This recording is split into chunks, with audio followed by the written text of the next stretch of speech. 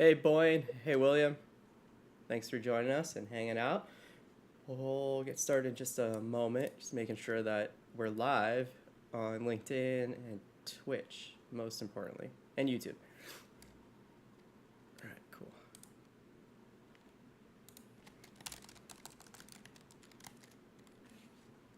Perfect.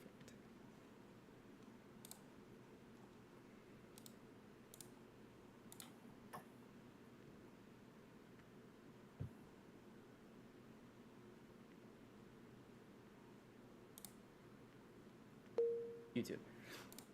All right. Sweet. All right, we're live everywhere. Mark, thank you for being with us and being a contributing member of your community. Please introduce yourself. Thank you. Happy to be here. Very briefly, I've been working in tech, media, and commerce for 20 years, doing strategic partnership and BD work.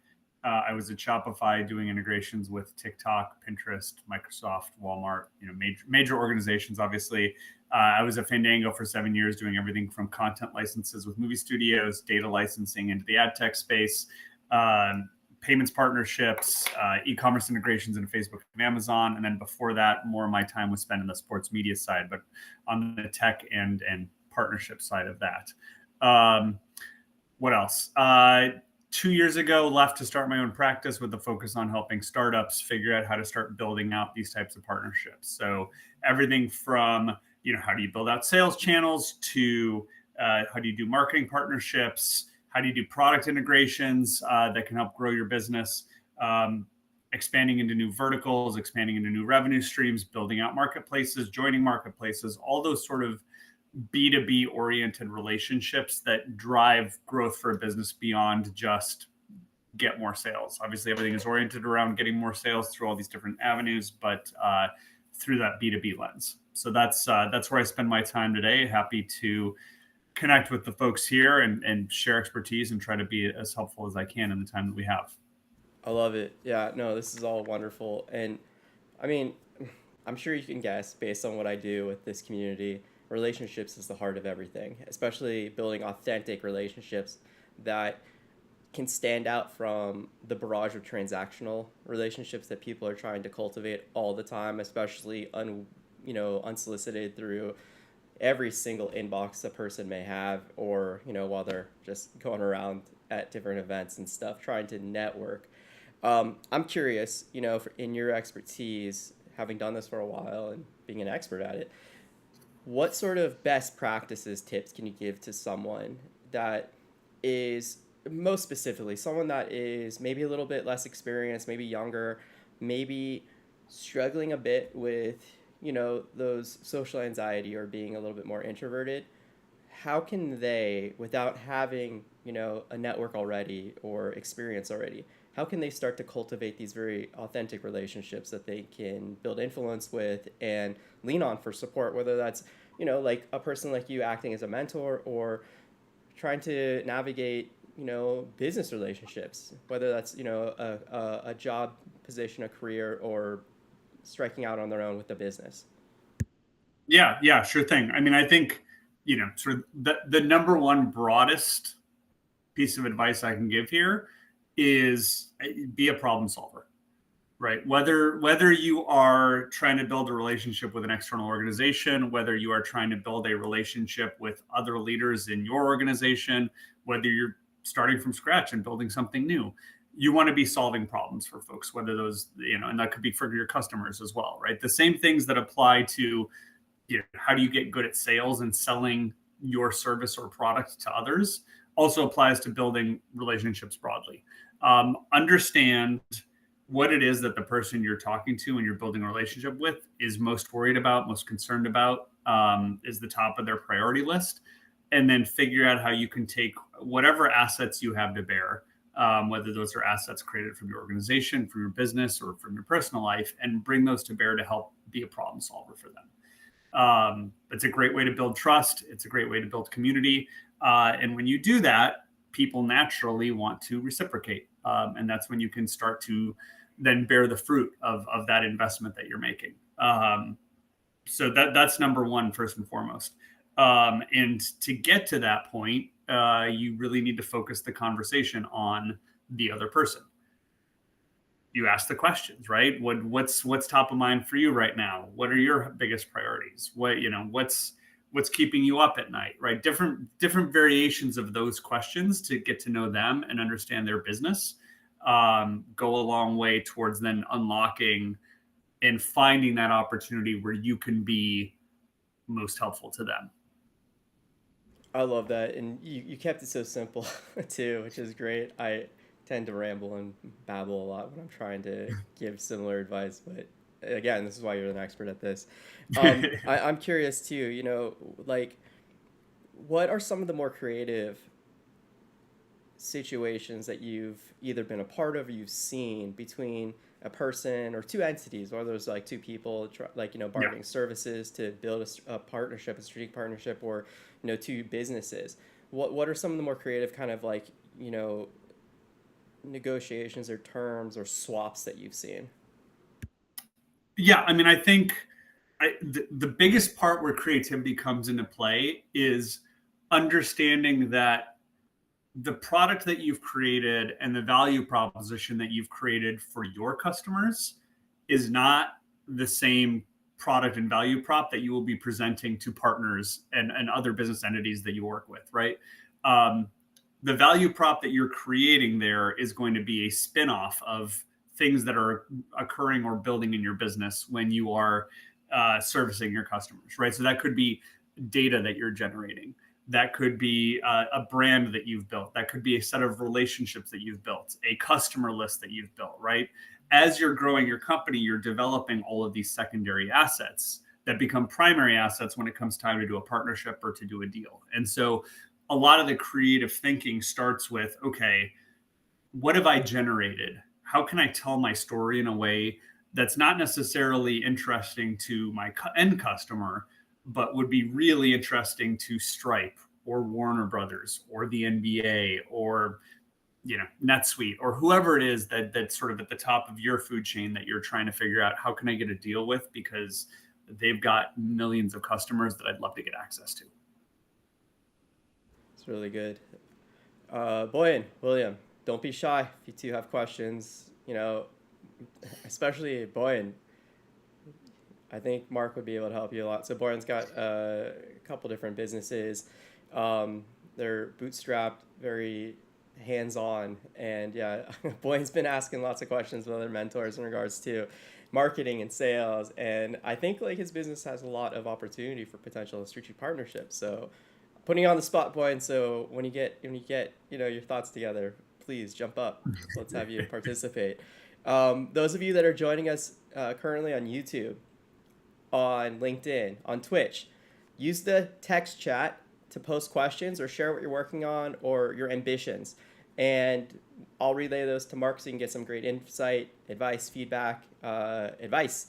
So don't be shy. Yeah, we're just kind of, winging it for the meantime while people are building up some courage. Let's see here. Mark, what are some basic methodologies that you are able to pull from when you're working with any type of business, whether that's, a two-sided marketplace, e-commerce, or a media company, in regards to, again, identifying some of these different assets and how you put together a strategy to leverage those? Yeah, sure thing. I think, so ultimately what you're doing is you're putting a puzzle together. There is things that you have, things that they have, things that you want, things that they want, and how do those puzzle pieces fit together? And if they fit together really nicely, you can get to a deal that creates a win-win-win relationship, right? You want to create a win for yourself, obviously. You need to create a win for the partner, otherwise they're not going to stick around. And it has to be a win for the customer as well, right? So you want to create those win-win-win relationships through these puzzle pieces. And you can break down each of those puzzle pieces and go in depth on, what is it that I have, right? So as we just discussed, what are the assets that I'm spinning out that people are going to find valuable? What is it that I want? Actually doing that introspection and really understanding who is your customer, why are they buying, when are they buying, what are the scenarios in which they're buying, can help you better identify who that right partner is going to be. Maybe it's not Facebook, for example, right? Maybe it's some smaller niche oriented player, but like they have a high concentration of your very narrowly defined ideal customer profile, right? Or I've got a great set of customers. I'm looking to sell complementary services to those customers and increase revenue and build out an affiliate revenue stream. What does that look like, right? So what am I looking for and what do I want is a pretty key component of identifying then who those right partners are. And then you've got to find folks on the other side of that puzzle piece that actually match up to both those things. They have what it is that you're looking for. They're really good at it. You want to understand how many of those people there are, right? If there's 3-4 major social media companies, that's a much different conversation than there's 10,000 agencies out there that could help me, right? You're going to approach those things very differently. And do they find what I have to offer valuable, right? Can I be a problem solver for them? Because otherwise I'm never going to get their attention to get what I want. And so that's how you start to think about how those puzzle pieces fit together. So you can identify, like, is there even a deal to be done here that's worth pursuing? No, that's great. I want to ask a question that's kind of related to what you just said. That comes up a lot when we're talking with different mentors, especially when we're looking at either partners or potential, clients that are hungry to grow. Often I hear mentors say to not focus on the top tier, market leaders in the air, in the Mm-hmm. market, and instead focus on the mid tier ones because the mid tier ones will have funding. They'll probably be actively growing, utilizing that capital to scale up as much as they can to try to gobble up more market share. And they're, yeah, also, the ones that are trying to compete with the top tier and break into the top tier. Do you have any thoughts on that? Like, anecdotes to share, ideas in regards to trying to identify, um, again, partners that are a little bit more willing and able to do some deals like this? I mean, it depends. I hate that answer, but it really does. So let's start with this, right? Let's start with, can you solve their problem, right? Whether it's a big company or a small company, if you have a really unique solution that really solves their problem, then it sort of doesn't matter at what tier you're going after. Um, the flip side of that being, of course, being able to actually get their attention and prove to them that you can solve their problem. And so being able to build those proof points, the proof of concept, those case studies often gets a lot easier with smaller tier organizations. And so those can be good places to start to get those proof points. So you can, when you go talk to, one of the larger players in the industry, you can say, look, this is proven. We've done this consistently over and over again. Give us a chance to prove that we can do it for you as well. And you can sort of grow that way. I'm a big fan of it depends answers because yeah, I mean, so much is context oriented, and a lot of people either overlook establishing the correct context or they disregard it completely. And a lot of people that are most eager, most desperate to be successful, whether it's building a career or business, they're trying to copy and paste from other people that have been successful before without taking the time to contextualize what these two different scenarios are for themselves and then the other Yeah. person they're trying to copy and paste. So I think it's really important to give those answers and explain why. So I appreciate that and hope other people listening do too. We got a question coming in from YouTube from Beluga. They ask, maybe this question is not relevant, but I am a developer in 4th year struggling to find a job. Can you help me regarding this? So Mark, you've been in a career professional for a long time. You've had some really amazing roles and positions at real big companies. What kind of advice do you have for someone that is a younger student or maybe Yep. junior level or a little bit beyond that's struggling to find a job and secure a job? Yeah, sure thing. So a couple things that I've seen work in my career, and as I've seen our world evolve as well, that I'm seeing always works well and seems to get people's attention. Having a clear passion for the company that you're talking to, right? You've used their products. If you're a developer, right, you've dug into the code, you've played with their APIs, you've identified things that you think could be done better, even as an outsider, right? Really show that you've done your homework, that you've dug into it, that you care about what they're building, that you care about the mission, the customers that they're servicing, et cetera. I think, so one way to show that is demonstrate the technical capabilities, right? I've already done this. I've integrated with your APIs. I've done some data polls. I've seen what, I'm curious about why this is missing or why that's missing. And that sort of leads into the second piece. Like, when I've interviewed and hired folks, and it's something I've done when I've interviewed myself, I really focus on the questions that they're asking, right? If they're just asking generic questions about, tell me about the job and tell me about the team, like they're not passionate, excited. If they're digging into how does the business model work and what happens in these scenarios and what is your tech stack and how does the tech stack work, and I'm trying to think of developer specific questions, right, that are much more pointed to what you're going after. I think those are the things that demonstrate that you're someone worth paying attention to, right? It's sort of to bring it all back to the very beginning, like you're a problem solver, right? You're trying to figure out how to solve problems for this organization. You've not only done your homework on the tech, but if it's a bigger public company, you've read the filings, you understand what their priorities are for the upcoming year. I mean, you've really done the homework, and so then you can ask really intelligent questions about what your role is in that organization and how you can contribute to the success that they're chasing. A lot of people that are seeking jobs are often afraid to ask those questions. So it's really good to hear you push for that and recommend that and explain why that's going to be relevant to a hiring manager or an owner or founder that you're trying to work with. I'm curious too. So like a lot Sorry, I'll just say, but like they have to be smart questions because you've done your homework, right?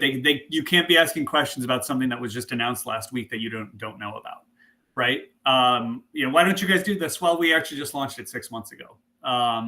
It's got to be, you have to know all about that, and you got to ask very pointed, specific questions. And I think part of that is also just demonstrating your own natural curiosity as well, right? Like you've done your homework, you've thought about it, and you actually care enough and are curious enough to learn even more, even before you have the job. Like that's a good signal that you want to be able to give. Yeah, no, yes. I again, I appreciate the additional context explaining this because there's that other kind of issue that people seeking a job kind of fall into. They look at, ChatGPT or random gurus online that just give them a checklist, right? And again, just trying to copy and paste without contextualize these things and understand them. So again, good advice and calling attention to that. Beluga, if you have any follow-up questions, feel free to ask them. Hopefully that's helpful. But again, provide more context, if you will. You can share, dream roles, specific field, anything like that. It might be helpful. Some fun questions coming in. Jose over on LinkedIn asks, posted in the chat over here on Startmata. At the pre-seed stage, before we've built our first site, what kinds of partnerships do you see as the most valuable to validate our concept and build traction? Context, eh? Yeah, no, that's great. To be honest and to be fair, I wouldn't be thinking about partnerships at this point. Partners are going to be looking for proof points, right? You need something that you can offer in return. And if all you have is a piece of tech, you haven't proven anything yet. You need to demonstrate that you're solving a problem within your niche, within your industry. Customers care about the solution that you offer. Customers are willing to pay you for that solution. And that's when partners will start paying attention. Now, that's not 100% going to be the case. There's certainly exceptions, but in the vast majority of cases, I would really just be focused on how do I get those first handful of customers? How do I start getting some of those case studies that demonstrate that the vision that I have for this technology and my ability to turn that technology into a product is real and valued by the marketplace. That's when you can then start to think about what partnerships start to look like to accelerate growth. Right on. Jose adds a little bit more context to what they're working on. We're building Tonali Farms, a greenhouse franchise model based on controlled environment agriculture, which means growing crops indoors in a highly managed setting where we control climate, irrigation, and nutrients produce consistent year-round harvest. The twist is we're not trying to reinvent new tech or chase massive upfront builds like a lot of failed CEA ventures. Instead, our main goal is to strategically integrate existing proven tools and create an operating playbook that can scale. So it sounds like, yeah, some partnerships are reliant there. What makes us different is we're focused on adaptability and sustainability rather than being a high-tech AG company. We're designing a franchise model so local operators can plug into a system that works without needing to raise 100 million before growing their first tomato or strawberry. I love strawberries. It's about building something that can scale responsibly while serving communities and giving investors a model that avoids the mistakes we've seen in CE before. Does that change anything from your previous answer? Not dramatically. I will also say tomatoes fresh off the vine are the best. But no, not necessarily. I mean, without more context of what exactly their solution is, like, is it a framework? Is it a set of technology? Like, what is it that they're offering? They're still going to need a handful of initial clients to prove that they've got something really valuable and meaningful that they're offering. Right on. I'm looking at some other stuff coming through. That's great. Okay. All right, so we got Dr. Paxmore over on Twitch asking some questions. It started off as a little bit of a trolley kind of question, but it does lead into something that's actually looking for insights that could be relevant to everyone and important to pay attention to. All right, so Dr. Paxmore says, as a veteran AI artist, prompt engineer, and professional vibe coder, what does the day-to-day workflow and workload look like as an entry-level employee? I do actually want to know about the day-to-day stuff and if they have issues with people leveraging chatbots like Claude and ChatGPT. So yeah, okay, so yeah, it got really interesting and cool question after trying to be funny. I did laugh. So yeah, Mark, I guess just to Yeah, I mean, summarize, yeah, how are the you? question Yeah, is, what do I do as an entry level employee? I mean, I think the smart organizations are going to embrace folks who know how to use and rely on ChatGPT or Gemini or Claude to be more effective and more efficient at their jobs, who understand the limitations of those tools and when not to rely on them, and when they can bring their own knowledge and expertise to bear. So they're not leading the company in the wrong direction, but obviously can do so and use that from an efficiency standpoint. I'm sure there's organizations that put restrictions on those sorts of things. They may restrict you to certain tools or to certain use cases. I think a lot of organizations are also getting smarter about restricting what data goes into those systems, right? So you're not sharing PII, you're not sharing trade secrets, right? That are going off to train other models. So you certainly have to be wary of that in terms of what you put in terms of getting out. In terms of entry level day to day, it just depends on what the role is. I'm presuming this person is going to come in from a developer standpoint, given the intro that they made. So you're going to be given tickets to work on, and your job is going to be get those tickets done and actually complete the product request feature that's at the top of those tickets, or solving the bug, or whatever that is. And you use all the tools at your disposal to do that. So, that can be, using vibe coding solutions to identify the right type of code to put in there. There's certainly AI tools out there that can identify, where the bug is and help you find it quicker and faster. I imagine, your onboarding, first of all, is just going to be learning the code base and understanding, what's in there and where everything is, and how it works and how it was built. And what piece of the code that you're ultimately responsible for. And then you'll be off to the races. Like I said, just you're filling tickets pretty quickly as an entry level developer, and being told, hey, we need this data pull, or we need this bug fixed, or we're adding this product feature and we need to add the ability to change the color of a button, or whatever the case might be. appreciate that. I'm grabbing another question right now from LinkedIn from David Ramirez. All right. David asks, when you're first to do something, how do you make sure you stay ahead of the competitors that follow and copy your business model? Once they see what you're doing, you'll catch the attention of people with more experience and more resources, and they'll start doing what you're doing better and faster. Mark, what are your thoughts on this? This is a common thing that comes up with a lot of early entrepreneurs, early founders that are a little bit, maybe hyper concerned with competitors.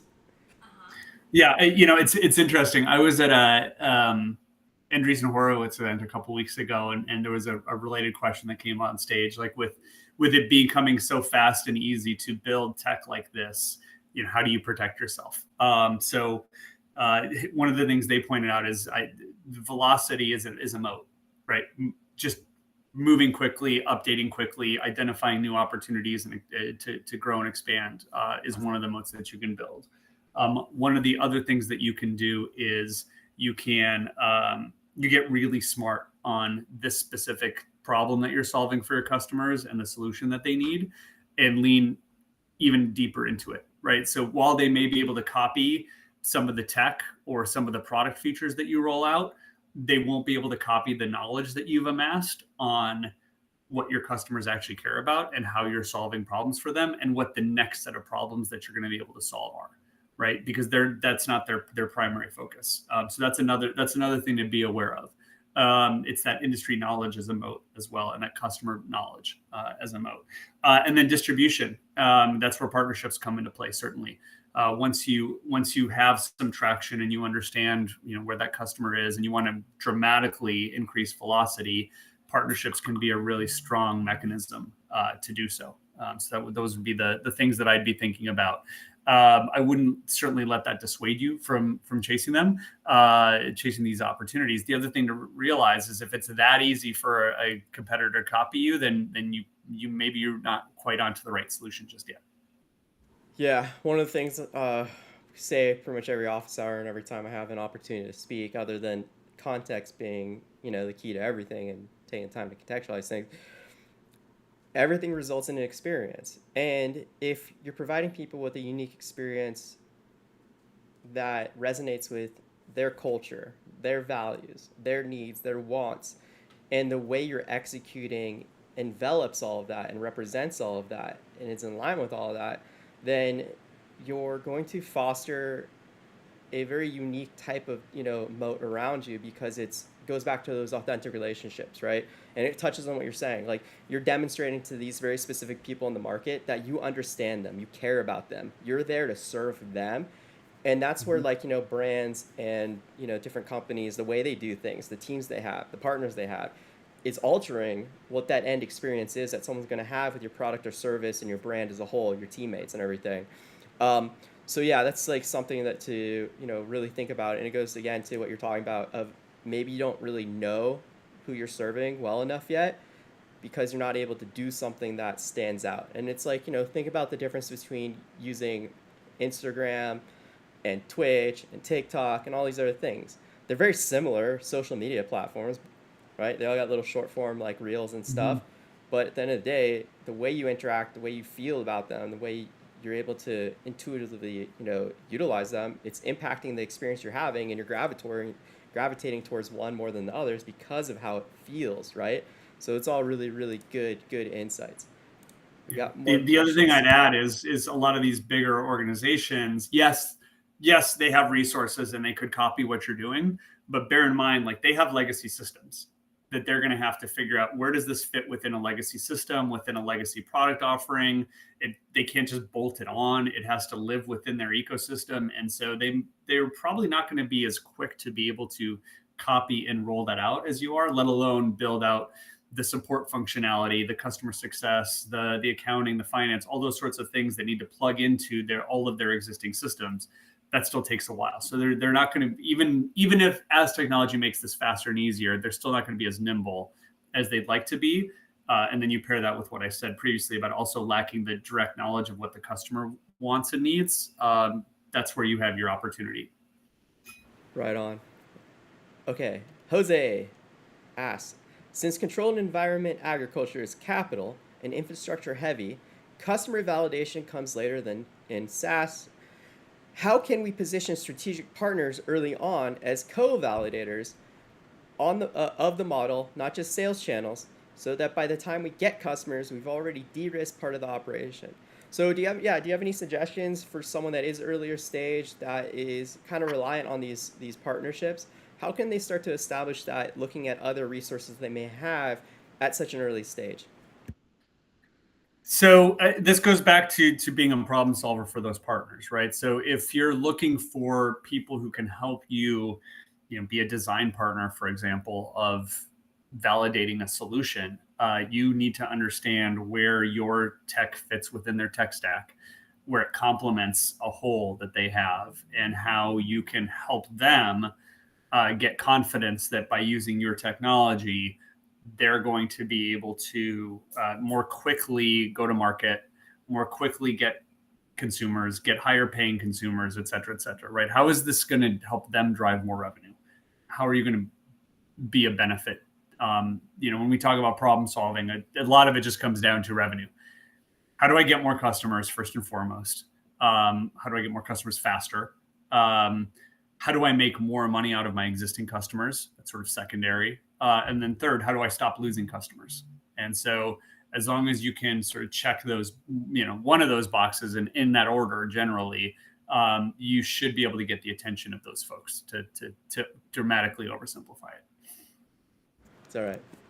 We got a short time frame with you, so simplification is appreciated. Yeah. Okay, we got some more questions coming in. And those of you that have joined us recently, please use the text chats to share what you're working on. If you want insight, feedback, advice, post questions. I'll relay all of this to Mark and we'll get answers and all the good stuff for you. All right, so David asks, when you're, oh wait, did that just come in? Sorry. That's a repeat. David, I almost asked your question again, but thank you for being a contributor. All right, let me double check over here. All right. Mark, you did have an awesome slideshow that you prepared that I saw before we got going. I'm curious, is there anything there that you'd like to share with the group? Yeah. Want to run Yeah, some a key couple points that might have come things. up? Yeah, a couple things. I mean, we've talked through a bunch of different elements of that slideshow at a high level. I think a couple of things I would mention. So when you find a partner, you sort of you do the dance, you make sure all the puzzle pieces fit together. You're like, okay, there's something here that we all want to invest in. Do you really want to?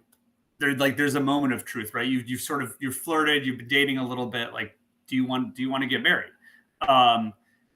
You want to make sure that this is going to be a priority for both organizations. Remember that the partner on the other side is not just an organization that you want to work with, but there's an individual on the other side of that as well, right? A partnerships lead, a product lead, a marketing lead, whoever that is. They have goals.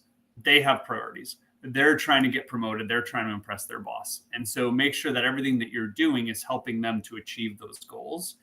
And make sure that what you guys are discussing does so. Because if it doesn't, then yeah, it might be a great idea. But if it's not their top 1, 2, maybe 3 priorities for the next 6 months, it's going to go really slow. It's going to get dragged out. It's going to take longer than it should because they just aren't going to be able to commit the resources that they want. So that's something to be conscious of. Make sure that they are able to commit resources, right? This isn't just sign a piece of paper and let's go. You are committing to do things for them. So you're going to be putting resources against it. They're going to commit to do things for you. So that's their resources. And that could be marketing folks, marketing spend, cash, engineers, dev support, customer service people, salespeople, whatever that is. Both sides have to be clear up front about what are the resources that are going to take to launch this relationship and get this relationship to be really productive. And you want to make sure that you're aligned on what success looks like too. Because a lot of times you can go into these relationships and if one side is optimizing for one thing, the other side is optimizing for something else, you're going to be mismatched. And so the deal is going to launch, everybody's going to be mad 6 months in, and then you're toast. And so if you can start to check those boxes, then you know that, yes, this is the one, right? Or one of the ones that I'm really going to put my time and energy and effort into. You're also going to want to make sure that you're properly resourced on your side. So if it works, awesome. These are good problems to have, but if all of a sudden I'm getting 100 leads a day, am I ready to handle that, right? Am I capable of handling that? Am I capable of scaling quickly to support those things that are coming in? Do I have all of the right materials and mechanisms that my partner needs to talk about my product on my behalf, right? Are there mechanisms where I'm going to be top of mind consistently?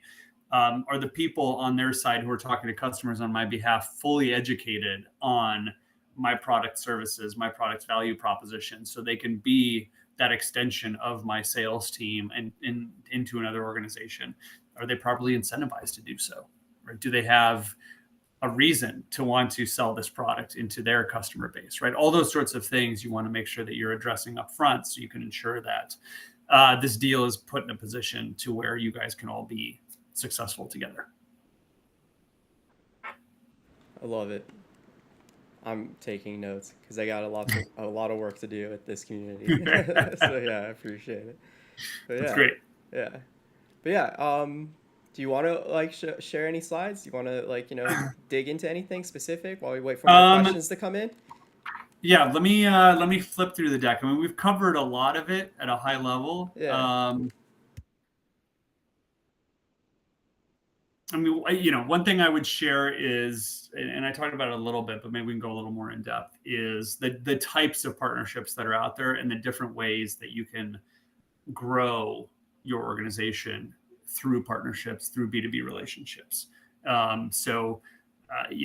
First and foremost, I think most people think about sales channels, right? Who out there's got all of my best potential customers, and how can I get them to sell my product into that customer base? And so you're trying to find people where you have a complementary service to what they do that fits really nicely with what they do. One of the things that I like to focus on from a strategic partnership perspective, though, is how can you do more than just be a sales channel, right? Can it be a two-way sales channel? Can you sell their service back into your customer base as well? Can the both of you go to market together to get new customers in together at the same time? Are there marketing motions that you can do together again that highlight the power of what your product does with theirs? What does that product experience look like? What does that product integration look like? How are you going to make that look much more holistic to your end consumer? Because your products play really nicely together. It's not just a bolt-on or selling a separate service that just happens to be related. How do you show up in each other's products interfaces, for example? How is data shared so that ultimately the end customer, it's not an add-on, it's not a bolt-on, it's a true upsell scenario where they're getting incremental value on top of what they're already getting from a product enhancement perspective. So those are the kinds of things that I think about from a sales channel perspective. But there's different types of deals, even in what I just said, right? You've got sales channels, you've got pure marketing relationships where all you're doing is promoting, your respective products to each other's services and trying, potentially there's some affiliate revenue there. There's product integrations, right? A lot of these deals start from a product integration standpoint. I'm a SaaS and I need to play nicely with the ERP that my customers use because they're doing dual entry of data today. What does that product enhancement look like? And once you get that product integration done, now you can start to think about, okay, now that we're integrated, how do we turn it into a sales channel? So you can sort of build on deals over time that way. And then sort of inbound as well, right? If I've got a set of customers, what do the complementary services look like that I can sell into mine? And what do those product integrations look like? And how can I use that to generate incremental revenue, make more money on my existing customer base? What about I have a clear niche that I'm working in and I've done really well in. How can I use that to expand into other niches? And how can I leverage partners who already have experience and relationships in those niches? So I may be strong in anime and video games, but I want to also be working with musicians and athletes and influencers and authors and other types of talent, for example. Who are the partners that can help me scale within each of those verticals instead of just having to go, one at a time, build out proof points and go on and build from there. New revenue streams. All of a sudden, it turns out I've generated a bunch of unique data in this marketplace that other people find value. How do I go out and directly monetize that data and create a new revenue stream for myself? So it's a longer version of like lots of different types of partnerships that you can pursue. And so as you think about growing your business, how do you think about which one of these or which combinations of these are going to make sense in the short term? And like I said, the best strategic partners are often, many of the above, if not all of the above. you grow into a relationship that's super strategic, and because you complement each other so well, you can do a lot of these different things.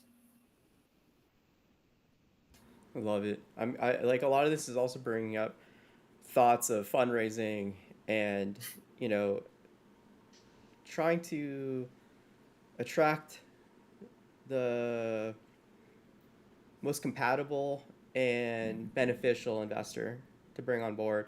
And like this comes up often too. Like one of the few positive takeaways from Shark Tank is watching the investors, the sharks, compete with each other for a deal to convince like, you know, Mm-hmm. the founder to pick them. And these sorts of partnerships come up often on the show in regards to I can bring you distribution channels, marketing Yeah. channels, manufacturing, all these different elements. Do you have any thoughts on that? Like in regards to like fundraising, investors, strategic alignments with who you're taking money from? Yeah, for sure. There's a couple of things to keep in mind. So if they are traditional investors, obviously you want to have done your homework on the areas they invest in, the relationships they have, and where they can bring that to bear to help your company grow. To your point, they should have relationships that at least they're not going to necessarily help your company explode, but they should be able to get you some initial pilots, right? Some initial test customers, some proof points that'll help you get you on your way because they know the space and they know how this works, and they should also be able to contribute knowledge on what those deal structures look like and what fair economics are going to look like and what's going to make sense to help you grow your company. The other side of that then are the strategic investors, and that's where you need to be a little more cautious, I would say. While it's always good to get money in, you have to understand that when it's a strategic investor, that money is often coming with strings attached. And so they will work to influence your organization to do what is best for them and not for you. And I've seen this happen firsthand where we did a deal with a major company that would be the most logical acquirer. And all of a sudden, we started making decisions on what we thought they wanted, as opposed to what would be a long-term successful investment for us. And we went askew with a couple of those decisions, unfortunately. And so it happens all the time. And so you have to be conscious of what biases exist and what those strategic investors in the long term are trying to accomplish, and not let that hamstring your ability to grow. You also want to make sure that those strategic investors don't limit your ability to go and get their competitors as customers. Because until they're ready to write an acquisition check instead of an investment check, you need to be able to sell and play all the hands that you have available to you. Um, I love that advice. Brilliant advice. I want to build on this idea. It goes back to partnerships, investors, how you define your brand, but how often are you spending time with at any level of an organization, whether like you're a early stage founder just trying to bring this thing to market, or you're working at like a unicorn, a huge company, right? And you've worked at a few. But Mm-hmm. how often do you reflect on and I guess review the mission statement, the value statement, the cultural statement, the vision, any of these other like guiding principle documents in Yeah. regards to formulating the strategy of assessing which partners you should work with or who you should take money from, what customers you should go after. Like how much is this stuff playing a role in the strategy and decision making for you when you're like, working with like, an early stage company or a large one and you're trying to like, get the whole team on board with stuff? Yeah, for sure. I mean, I think it's less about individual documents, right? Like you've referenced, a mission statement, like those sorts of things. Like, those are good because they set a tone and they establish like a clear internal agreement at the top on here's what we're about and here's what we're after. And I think it's more about how that manifests in the consistent communication internally about what that mission really is, right? Who are we serving? Why are we helping them? And how are we helping them? And those are mantras that get repeated over and over again throughout organizations. um, you know Shopify is known to be very merchant first, for example. Right? They're very oriented around serving merchants, making merchants successful. And so all of the decisions that are made, the partnerships that are pursued are all through a lens of, does this make our merchants' lives better, for example? Right? If you're an ad tech solution that helps merchants lower CAC on meta ad spend, for example, right? That's your mission. You do that over and over again all day long. And any partnerships, any relationships are in service of, how can we help more people achieve lower CAC so they can grow their business and reinvest funds into other parts of their business, right? And so that's more where it comes from, right? So the missions are good because they establish the rule, for lack of a better term.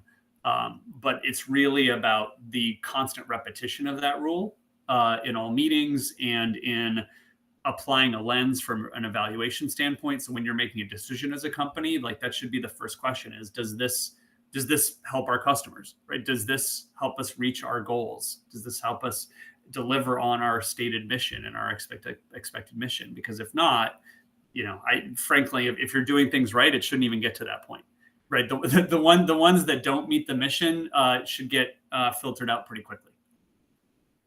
Yeah, I appreciate that answer too. Because again, and you've worked with a lot of younger founders or less experienced founders, and oftentimes they're trying to do things as quickly as possible. They're just rushing everything, and they're skipping some of those core best practices and steps, especially as it regards to, is this enhancing the experience for our customers, or is this creating a source of conflict? Is this diluting what our brand is meant to be, what we want our brand to be, and what they expect from us? So this is all really good, and it's been a recurring theme in a lot of your answers, which again I am very excited about, especially coming from an experiential background, is the focus on the experience you're providing to people and making sure that that is just enjoyable and beneficial. So it's lovely and wonderful.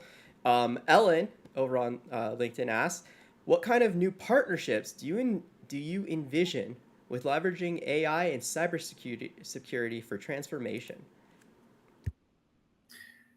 Yeah, so there's a couple interesting angles there that I've seen. So as I referenced earlier, right, there's companies that are focused on ensuring that their employees aren't putting things into AI that they're not supposed to, right? Trade secrets, PII, all that sort of fun stuff. There's certainly IT solutions out there that can do that, and there's tech out there that plugs into your IT solutions that can do that. So that's sort of one area that I think about. Sorry, repeat the question one more time, so because I lost my second train of thought there. Don't worry. I'm the leader at doing that. So yeah, you're in good company. So yeah, just to repeat the question, what kind of new partnerships do you envision with leveraging AI and cybersecurity for transformation? Leveraging AI and cybersecurity. The other big area from a partnership standpoint right now is the inputs to these AIs. There's folks building consortiums of publishers to ensure that people who own the core training data are getting compensated properly for that core training data. There were headlines around Reddit cutting deal with some of these AI companies to get access to all of the Redditors' comments and feedback as an input to those systems. Like I said, there's consortiums now of publishers that are doing the same thing, because individually they don't have much bargaining power, but together, collectively, they find that they can start to have bargaining powers with Microsoft and Google and other gigantic organizations who are trying to get access to all of this data for as cheap as possible to continue training models. So those are probably the two biggest partnership areas that come to mind in the world of AI today. Certainly, there's plenty of folks that are trying to do the SEO for AI optimization. I've heard different versions of that acronym, but I don't think there's one that's caught on just yet as to the universal acronym for what SEO is going to become. But being able to optimize for that and figuring out what those partnerships look like. Plenty of people building app integrations into and on top of a lot of these AI solutions. So there's marketplace opportunities from a partnership standpoint there. So it's a lot of different types of opportunities. It just sort of depends on where you're coming from. I don't know. I hope that answered the question. I enjoy the answer. Ellen, feel free to ask some follow-ups. We've got about 10 minutes left with Mark. So, yeah, last call for questions, or I guess like, any sort of inquiries to get advice on building a career, or building a business, doing partnerships, anything related to, yeah, Mark's wonderful background and area of expertise. So yeah, please join us. If you haven't, if you just like, found your way over to one of our streams, again, use the text chat, post your questions, share what you're working on. I'll get them over to Mark so we can get some good answers and feedback and advice. While we're waiting, one other thing I can share that I found that people generally find valuable and interesting when you are talking, and this is sort of applies to potential customers, potential employees, potential partners, whoever it is that you're pitching on working with you. Uh, the thing I always say you don't want to hear is, well, that's interesting. Um, because that means it's just good enough to be interesting, but not good enough to be exciting. And you want exciting, right? So no, this isn't for me, or this isn't the right time, or whatnot is almost a better answer. Interesting is just good enough that we're going to drag this along for a while and may not get anywhere, but we're going to keep talking about it and keep talking about it and keep talking about it because it's interesting. You want no, this is exciting. This solves my problem. How soon can we start? How can I get involved? How do we make this happen? Right. Those are the types of responses that you're looking for. That's how you know that, back to the beginning of the conversation, you're now solving a problem. Right. Interesting is great. And in the, pre-ZERP, or in the ZERP world where everyone had free money and thousands of extraneous employees, you could get pretty far with interesting, because you could throw a team of engineers at anything that looked interesting and you could experiment, you could try things out. But with companies today that are running much, much leaner, everybody's got their one or two priorities. If you're not solving their problem, interesting is not good enough anymore. And so that's one thing that you want to be really conscious of in conversations, that where if you hear that, it's not the good signal that you think it is. It's a signal that you need to dig deeper to identify sort of where the real problems are that you can solve, because you're not hitting it just yet. Again, additional insights that are very appreciative and helpful. Um, oh, see, I lost my train of thought too while listening to that awesome answer. But something came up to my mind that is, I think, important to ask about in regards to interesting and exciting. So you've talked a lot about identifying and establishing and contextualizing data points that are going to resonate with someone that you're trying to bring on as a partner at any level, from co-founder to investor to strategic partner with a business doing fun cross promotion type stuff or whatever. How important is persuasive storytelling when it comes to pitching to these people, and what elements do you find most compelling when you're either listening to someone's persuasive story as part of their pitch, or you are kind of like leading the charge on putting a pitch together?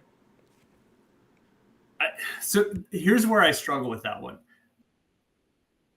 Different stories are compelling to different people, and so you can talk to 10 VCs and each of them will tell you a different part of your story is the most compelling part of the story, and you should say that part first. And so storytelling is great and it's important and it's part of your marketing tool set. But this is, I'm going to repeat myself, but this is where I go back to problem solving. Like, the most compelling story you can tell is the one that talks about how your product or solution very specifically addresses the problem that they are having. So once you really understand the problem, then you can tell the story. You can say, oh, we've done that. We've done that 100 times. We can do that for you just as easily. That's a really compelling story, versus starting with a story that you hope is compelling because you've practiced it and it's been compelling to other people, but may not hit the right points that person has. So what I generally like to focus on is a brief and abbreviated version of the story to start, just to provide context. Say, here's what we do, here's how we do it, here's why it's unique, within a minute or two. And then you're focused on them. And understanding their business and understanding what they're trying to solve for. So that when you come back to, oh, we can do that for you, they understand why you're saying that, because you've already established, here's what we do, here's what's interesting. And maybe they might dig into some of what you've suggested as well, and saying, you mentioned this, maybe we can lean in on that. So that's where I try to focus my attention more. Like any good relationship, you want to be the giver to start. You receive later. Love it. So, last call for question. We've got a couple minutes. If someone pops up, I'll ask. But while we kind of round things out, I wanna touch on the aspect of getting to know these people. A potential partner, person that you want to work with, and you're talking about having conversations, right? To learn what their pressing priorities are, what their challenges are, that you can identify as areas you can problem solve with them. How do you recommend first doing that outreach to connect with these people? Because I'm sure you have hundreds of people reaching out to you on LinkedIn, in your inbox, and email, other socials. I mean, I get it too, and I'm not nearly as experienced or cool as you are as an expert in some of these areas, but it's relentless, and so much of it's AI slop too, right? Where you can just tell like they just like click the button and it's just spamming people and stuff. So, what are your recommendations first in reaching out to potential partners so you can have these conversations, you can learn from them, but also how do you do that in a way that's going to hopefully stand out from the mountain of slop that's hitting them everywhere? Yeah, yeah. You hit the nail on the head. Cold outreach is annoying, both to have to do it and receive it, and AI is only making it worse and making it less effective over time. And so, unless you just happen to hit that right message and the person happens to read it at the right time, that's sort of what you're counting on. Anything beyond that, you're not really making progress. Warm introductions are gold, and so as annoying as platforms like LinkedIn can be sometimes, they can be a wealth of information and knowledge to find a warm introduction, right? Who do you know that knows somebody at that organization, right? And it doesn't have to be the head of marketing or the head of product specifically, just somebody that can get you in the door, that will take the time to take a few minutes to look at your pitch and decide whether this is worth forwarding along and getting you in front of the right people. Those types of introductions are hugely valuable. So step one is definitely mine your network as much as possible to get those types of warm introductions once you know who you're targeting. If you can't, for whatever reason, the one thing I found that still works for now, I'm sure that will disappear soon though, because it always does. When you send a connection request on LinkedIn, you've got like a 200 character limit to say why you're reaching out. So in 200 characters, you've got to say, how am I solving your problem? Right? Our product does this. We think it can do this for you. That's it. I've found that to be effective enough to where people will respond. Again, if it's relevant to them and if your hypothesis is really specific and pointed enough in those 200 characters. So that's a mechanism that I've used. Right on. Appreciate that too. Okay, we're up on time. Everyone, thank you so much for contributing and sharing what you got going on, asking wonderful questions of Mark. Mark, this is so much fun. You're a great mentor. You're very, very well spoken. And again, you're hitting all my favorite themes with context and experience and going slow enough to take the time to research appropriately before rushing ahead and skipping a lot of critical steps. So thank you so much. Do you have any final things you want to share? Do you have anything going on that you want the community to know about? Anything like that? This is your time to, use it as you wish, No, I man. appreciate that. Thank you for the opportunity. Thank you for the very kind words and the kind feedback. Thank you to those of you who stuck around and asked questions. Appreciate it. If you want to talk to me more, I'm very reachable on LinkedIn. Send me a connection request. Let me know. Put in those 200 characters, say, I saw you and Gary talking, and I'm excited to hear more about what you have to say. I love working with startups. I love technology. That probably came through in the conversation today. So please don't hesitate to reach out and see if I can be of help. I love it. I've shared your LinkedIn on the different the socials that we're streaming to. It's also found on all the event pages for this office hour. So yeah, connect with Mark if you can get some good insight and feedback and help from Mark. I love it. All right, thank you everyone. Mark, I'll follow up with you shortly.